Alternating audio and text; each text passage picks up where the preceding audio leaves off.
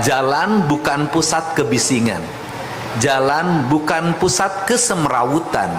Gubernur kita kan, ya, alhamdulillah terasa oleh masyarakat kecil, misalnya. Masyarakat antusias banget menyambut kedatangan Prabowo. Para menteri pasti terkejut melihat pidato Kang Deddy Mulyadi ini.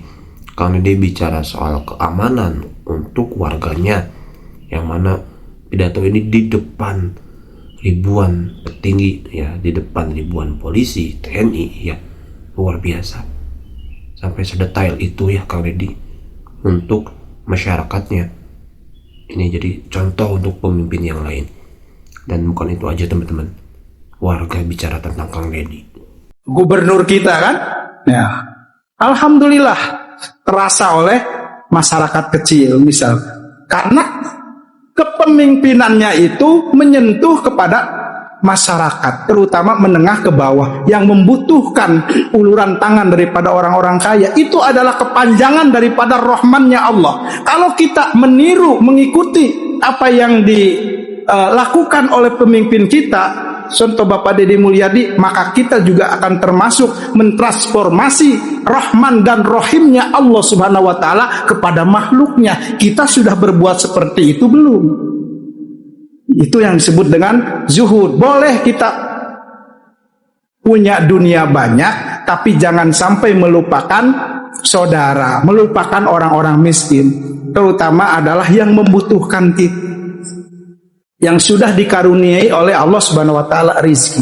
Jalan bukan pusat konflik, dimulai dengan mendisiplinkan para pengendara kendaraan bermotor, khususnya roda 2, untuk menggunakan knalpot standar. Saya memiliki tradisi hidup yang unik. Saya tinggal di kampung namanya Lembur Pakuan. Sejak dulu menjadi anggota DPR RI, saya terbiasa kalau ada motor yang lewat knalpotnya brong, pasti saya cegat. Itu tayangannya banyak. Kemudian selalu saya minta untuk segera ke bengkel dan diganti, langsung diganti, karena banyak yang harganya 400 orang tidak terjangkau untuk menggantinya. Biasa kalau beli yang brong terjangkau, kalau beli yang standar tidak terjangkau. Dalam solusi jangka pendek, saya berpikir sekarang ke depan Pemprov akan menyiapkan knalpot standar sebagai pengganti. Nanti saya titipkan ke para satuan lalu lintas yang operasi. Nanti bisa disimpan di pos. Mereka ketika operasi langsung ke pos, langsung ganti, boleh pulang. Tetapi nanti dilihat kualifikasi motornya. Kalau motornya standarnya tahu di bawah harga 25 juta, ya kita ganti, apalagi motornya sudah but ganti. Tapi kalau motornya kelas 50 juta ke atas, jangan, mereka kelas menengah, desilnya sudah desil tanpa desil kalau mereka. Ini yang akan dilakukan. Saya tadi sudah menghitung, oh ini yang harus dilakukan. Nah, karena Pemprov Jabar itu terbiasa, kenapa setiap masalah selalu selesai? Karena dalam setiap hari selalu mengambil solusi. Ini kompensasinya ini kompensasinya ini kompensasinya ini. Tujuannya untuk apa? Agar anggaran Pemprov tidak menjadi menara gading yang hanya berputar dari itu ke itu, tetapi harus jatuh ke masyarakat agar menjadi perputaran ekonomi. Sehingga kita terus dalam setiap waktu kita lakukan. Penutupan tambang pasti diimbangi dengan pekerjanya, karyawannya diberikan kompensasi. Itu pun kalau tidak bohong. Karena ada yang harusnya 3.000 berubah jadi 18.000 ada. Nah, ini yang pertama. Kemudian yang kedua adalah tramadol. Saya, Pak Kapolda, bisa dilihat dari rekam jejak saya sejak bupati. Saya dari dulu sering melakukan operasi terhadap 1, minum-minuman keras ilegal, 2, obat-obatan terlarang. Kenapa ini menjadi fokus? Pertama, akses publik untuk mendapatkannya gampang, karena ada di warung jamu, kios-kios kecil yang ada di pinggir-pinggir jalan. Sehingga kebijakan saya adalah ketika ditemukan, bangunannya langsung dibongkar. Itu cara efek jerahnya. Itu yang pertama. Yang kedua, mereka yang membelinya rata-rata anak di bawah usia 17 tahun. anak-anak SMP sudah mengkonsumsi, SMA udah mengkonsumsi, efek psikologinya apa? Mereka menjadi anak-anak yang durhaka pada orang tuanya, melawan, mengancam. Keinginannya apa? Punya HP bagus, punya motor bagus, keinginannya. Dampaknya apa? Siang tidur, malam keluar. Kasus pembunuhan seorang kakek yang merawat cucunya dari kecil karena ditinggalkan oleh bapak dan ibunya, itu hanya satu, kakeknya melarang anaknya jam 11 malam keluar dari rumah. Kakeknya dibunuh, dan ketika diintegrasi anaknya oleh Polres Purwakarta waktu itu, anak itu menjawab bahwa saya merasa bahagia kakek saya bunuh. Cuci otak seperti ini sudah sangat luar biasa. Efek geopolitiknya adalah apa? Efek geopolitiknya adalah melumpuhkan generasi emas Indonesia untuk masa depan, karena Indonesia kaya akan sumber daya alam. Dia ingin melumpuhkan generasinya untuk dalam jangka panjang. Kalau hari ini misalnya masih investasi, dalam jangka panjang bisa jadi kita akan kehilangan sumber potensi kepemimpinan negara, sumber potensi penjaga negara, polisi, TNI, hakim, jaksa, dan sumber potensi produktif yang itu merupakan ancaman. Desain politik dalam persaingan global itu di dalamnya juga mendesain merusak otak kiri dan otak kanannya masyarakat pada sebuah wilayah untuk segera dikuasai. Kita ini belum berpikir sampai sana, orang lain tuh sudah mendesain detail untuk 30 40 tahun ke depan. Sehingga tanpa kompromi ini harus segera diperangi, dan saya menyatakan berulang-ulang bahwa kejahatan pembegalan, pencurian kendaraan motor hari ini motifnya bukan sekedar ekonomi, karena banyak dilakukan oleh anak-anak yang belum punya tanggung jawab terhadap keluarga, belum menikah, masih di bawah umur, usia remaja, rata-rata di bawah 25 tahun. Zaman dulu begal rata-rata 40, 50, hari ini usia muda. Artinya apa? Ada faktor obat yang mempengaruhi pikirannya. Bisa jadi mereka ingin punya motor, mereka ingin punya HP bagus, mereka ingin hidup senang dengan cara yang mudah. Dan hari ini, dulu begal jarang dibunuh, hanya direbut. Hari ini dibunuh. Nah, dampak dari pembunuhan itu apa? Kalau ada yang berargumentasi mereka merampok, membegal untuk kepentingan ekonomi karena kemiskinan, saya katakan pembegalan mengakibatkan kemiskinan. Saya hampir tiap hari, Pak, karena rumah saya itu membuka orang untuk mengadu.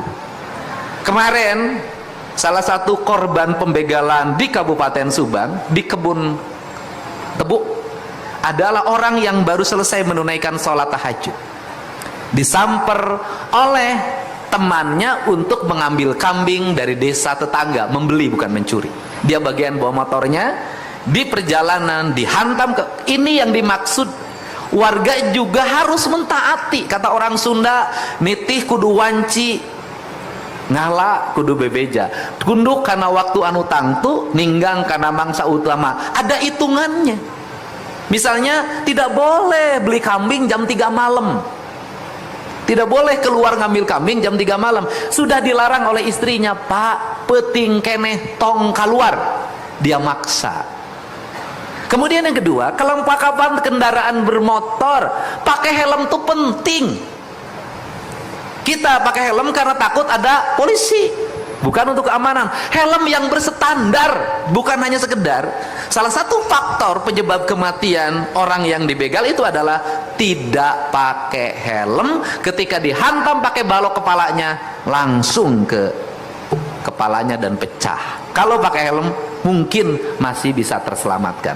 Apa yang diakibatkan? Kemudian yang boncengnya tangannya patah, masih melawan, memukul dengan menggunakan bambu. Yang paling menarik ini penting adalah psikologi publik. Saya bikin sayembara untuk membangunkan, kita tidak boleh takut oleh begal, begal yang harus takut oleh kita. Masa 100 orang membuat takut 100.000 orang? Gak bisa. Kita yang harus buat takut mereka. Kenapa? Pembiaran. psikologi, berbagai ragam. Maka waktu itu dalam cerita orang yang dibegalnya, waktu dia merintih kesakitan, begalnya masih ada, motor tuh lewat, cuek. Mobil pengangkut tebu lewat, truk, cuek. Bisa jadi tidak peduli atau takut. Rasa takut, kalau semua orang rasa takut, maka satu orang akan menguasai 1000 pikiran orang. Maka saya katakan kita dibalik, satu orang harus dikuasai pikirannya oleh 1000 orang. Dibalik, ini perang psikologi, sebutnya perang asimetris. Tidak cukup hanya kelengkapan senjata penangkapan, tidak, tapi sebuah psikologi harus dibangun. Nah, apa yang akan ditimbulkan dari itu? Pertama, rumah sakit tidak memberikan jaminan layanan kesehatan bagi mereka korban begal, korban pencurian, korban kekerasan, karena tidak ada asuransinya. BPJS-nya tidak mau bayar. Untuk itu saya tegaskan, pemerintah Provinsi Jawa Barat akan membiayai pengobatan bagi siapapun korban kekerasan, korban penculikan, korban pembulian, korban pembegalan, korban perampokan. Itu pertama. Yang kedua, apabila meninggal dan meninggalkan istri dan anak-anaknya, maka gubernur di Jawa Barat bertanggung jawab terhadap kehidupannya ke depan. Sekolah anak-anaknya, pembiayaan bagi keluarganya. Ini penting. Ini penting karena psikologinya. Hari ini di rumah saya, karena lagi nunggu juga. Saya mau ketemu nanti jam 5. Adalah anaknya dibacok oleh begal. Sekarang di rumah sakit biayanya sudah nyentuh 15 juta. Saya katakan, sudah saya bayar, tunggu. Ini problem, Pak. Nah, psikologi ini harus kita perangi bersama-sama. Negara harus hadir untuk menyelesaikan seluruh problem. Dan saya juga mengucapkan terima kasih, Pak. Ini saya khusus pada jajaran Direskrim Direskrim Sus, kemudian Dir PPA, Pak. Ini mohon maaf, terjadi sepanjang sejarah, Pak, dalam kehidupan bernegara. LC asal Jawa Barat, jujur aja, LC ini banyak dari Jawa Barat, kita akui. Mungkin banyakan jebolan dari Bandung gitu dulu. Dulu dari Bandung mungkin sudah agak lama, mukanya terlalu sering dikenal, akhirnya biar menjadi yang baru pindah ke Maumere. Nah, di Maumere itu saya dan teman-teman PPA menjemput hampir berapa, Bu? 9 ya? Hah? 12, Pak. Dan pertama terjadi adalah pemilik tempat hiburannya dipidanakan, ditahan oleh Polres Kupang ya, Polres Maumere, sekarang berproses di pengadilan. Kemudian saksi-saksinya diantar dari sini ke sana, walaupun kepala dinas saya harus nungguin saksinya lagi bobok dulu di Tangerang. Nggak mudah Pak Ketua ngurus yang begitu, Pak. Harus sabar, Pak. Nanti biar Pak Ketua yang urus, menebus dosa masa lalu itu. Nah, ini adalah bagian concern dari negara. Orang di luar negeri korban perdagangan orang, kita jemput balik, kita biayai oleh APBD, Pak. Kita jemput. Kenapa? Kita hanya ingin satu, katakan, HD goreng itu adalah anak kandung Jawa Barat. Maka gubernur bertanggung jawab terhadap keselamatan warganya. Ini, Bro.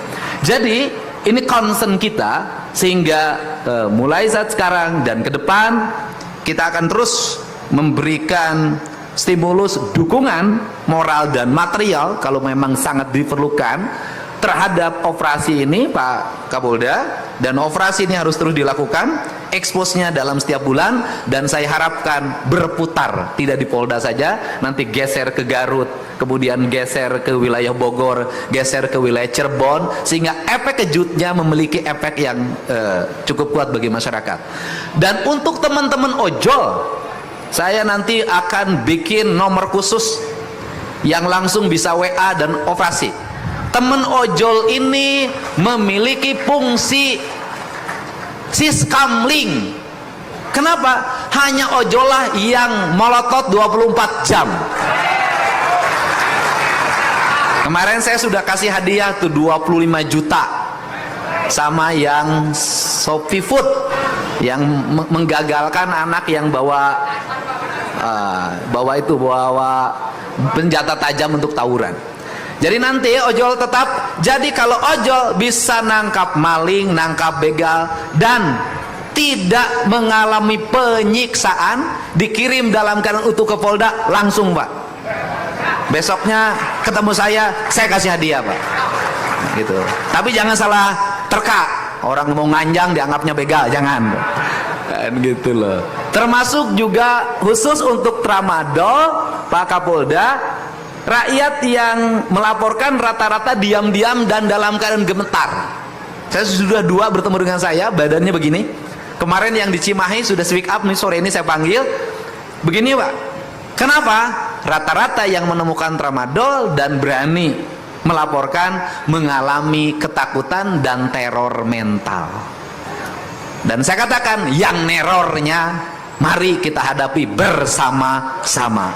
Ya, ini untuk itu semoga pertemuan hari ini memiliki spirit yang sama, bahwa kita ingin Jawa Barat gemah ripah repeh rapi, sepi paling, tunggang begal, towong rampok. Intinya adalah bebas dari kejahatan.